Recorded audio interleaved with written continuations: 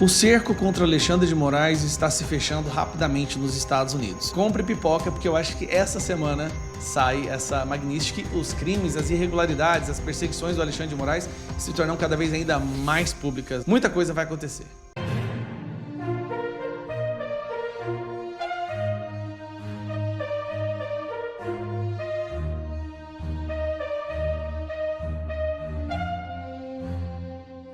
Trump anuncia acordo de cessar fogo entre Israel e Irã. É isso mesmo. O presidente dos Estados Unidos, Donald Trump, anunciou na noite desta segunda que Israel e Irã chegaram a um acordo para um cessar-fogo. Segundo Trump, a trégua começa aproximadamente 6 horas depois da divulgação do comunicado e terá duração de 24 horas, dividida em 2 etapas de 12 horas cada. De acordo com o texto, foi totalmente acordado entre Israel e Irã que haverá um cessar-fogo completo e total em aproximadamente 6 horas a partir de agora, momento em que a guerra será considerada encerrada, declarou. Trump afirmou que o fim oficial da guerra de 12 dias será saudado pelo mundo. O comunicado ressalta que durante cada cessar-fogo, o outro lado permanecerá pacífico e respeitoso. Trump finaliza o comunicado com uma série de declarações.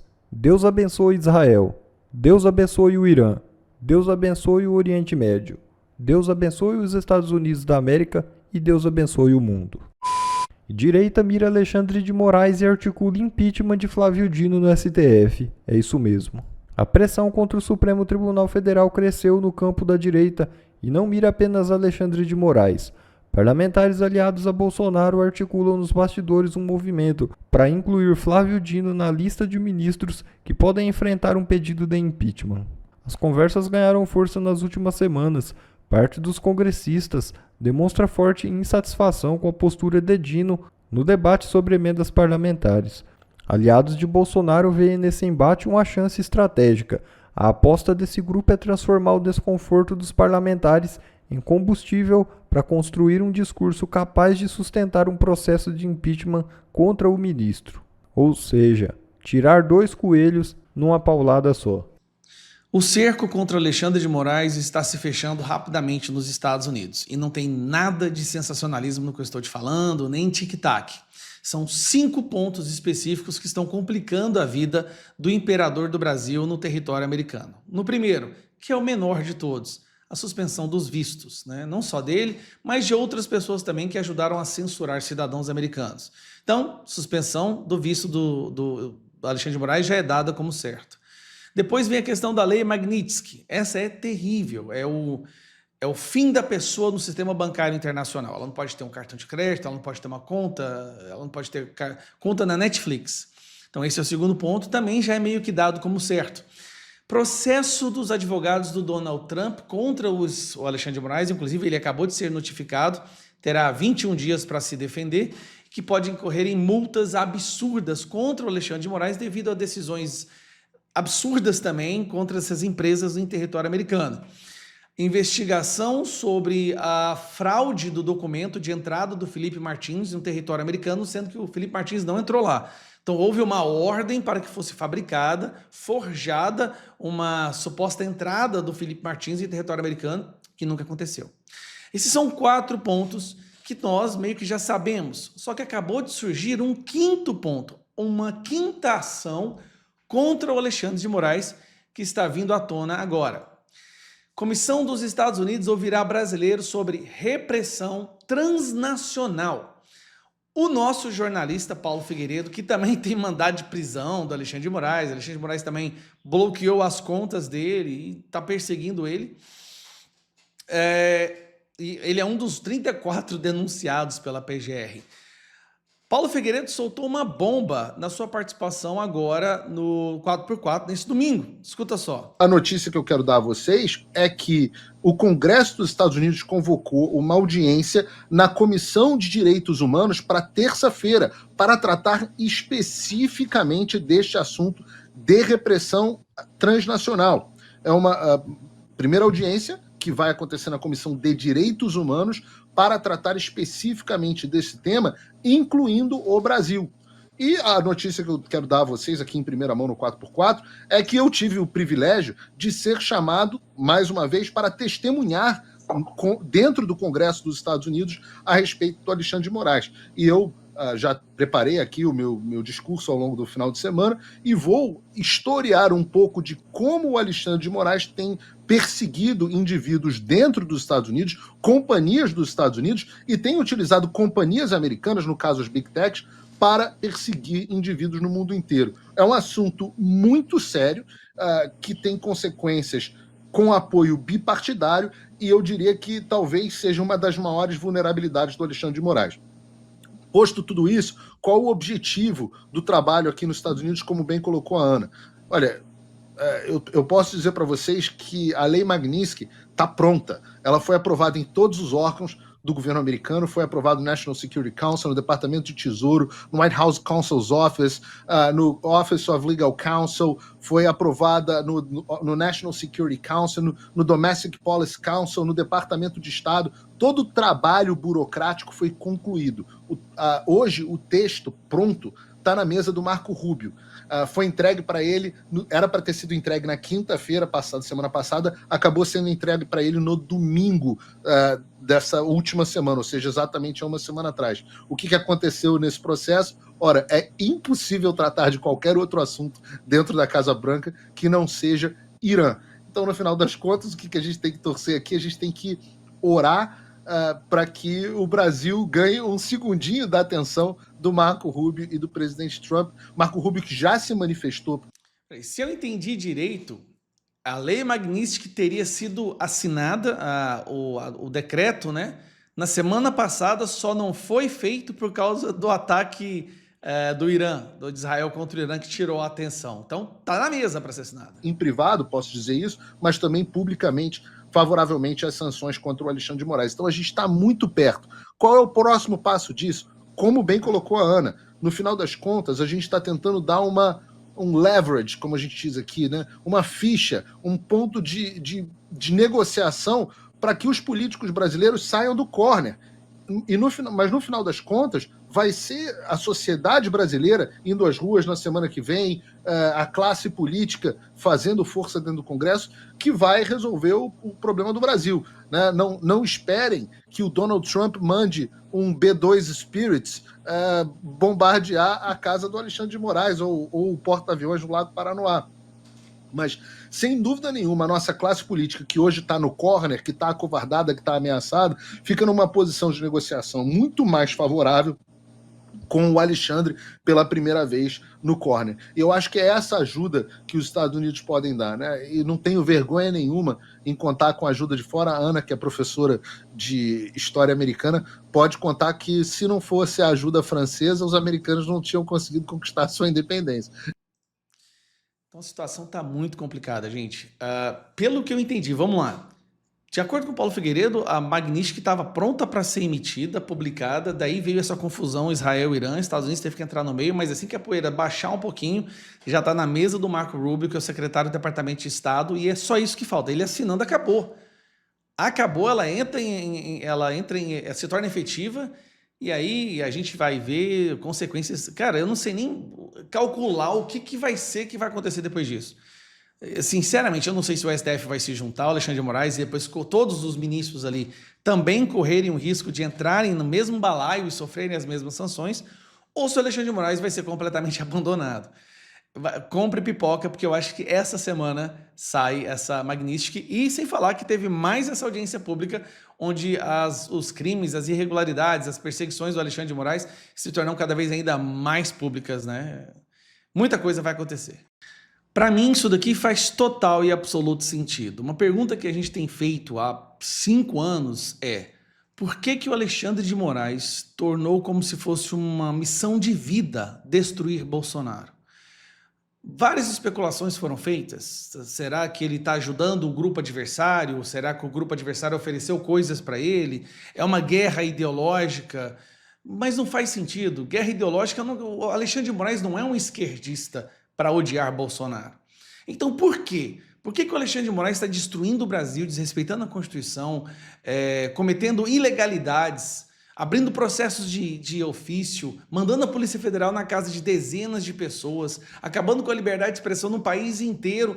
Tudo isso para derrubar uma pessoa. E aí a gente fica pensando, a única coisa que poderia fazer alguém ficar de forma tão visceral, com ódio contra alguém, é se fosse algo pessoal. E aí vem uma declaração, né, um áudio do Mauro Cid que mostra que, na verdade, parece que foi isso mesmo que aconteceu. Vamos lá. Desde que Bolsonaro assumiu, que o Alexandre de Moraes tomou algumas decisões que impediam Bolsonaro de agir enquanto presidente, impedindo, por exemplo, que o Ramagem assumisse como diretor da Polícia Federal, censurando, mandando a Polícia Federal buscar a apreensão dos apoiadores do Bolsonaro, criou essa fábrica, essa ilusão de milícia digital e o inquérito das fake news. Bolsonaro verbaliza constantemente contra o Alexandre de Moraes. E vamos lembrar, Bolsonaro é um cara admirado no Brasil inteiro, então o que ele fala tem peso. E aí, Alexandre de Moraes, de repente, se vê numa situação onde ele é o prisioneiro. Ele não pode sair nas ruas do Brasil. E aí sai um áudio do Mauro Cid que chamou a atenção, que é esse aqui, ó. Cid disse em mensagem que Moraes age por vingança contra Bolsonaro. Em uma conversa privada, o ex-ajudante de ordens afirmou que o ministro acha que o ex-presidente acabou com a vida dele. Vamos ler isso aqui, gente. O tenente-coronel Mauro Cid, ex-ajudante de ordens da presidência e delator na investigação sobre uma tentativa de golpe de Estado, afirmou em mensagem privada que o ministro do STF, Alexandre de Moraes, considera que o ex-presidente Jair Bolsonaro acabou com a vida dele. Olha isso aqui. E que, por isso, agiria movido por vingança. A apuração é do Metrópolis.